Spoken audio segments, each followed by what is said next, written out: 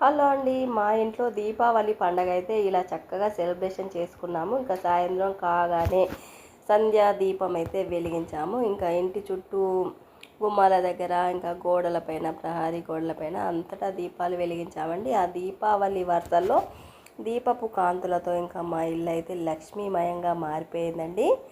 ఇంకా ఇలా అయితే చక్కగా దీపావళి అమావాస్య రోజైతే అమ్మవారికి పూజ చేసుకున్నాను. ఇవి కేదారేశ్వరి వ్రతంలో చేసే బెల్లపు అప్పాలు. ఇంకా మరుసటి రోజైతే సంధ్యా దీపాలండి, సాయంకాలం సంధ్యా దీపాలు. మరి ఉంటానండి.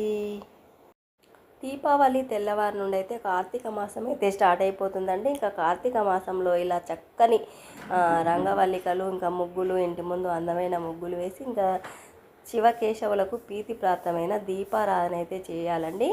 ఇంకా అప్పుడే సద్దుల బతుకమ్మ, దసరా పోయి ఇంకా దీపావళి కూడా వెళ్ళిపోయిందండి. ఇంకా కార్తీక మాసం అయితే వచ్చేసింది.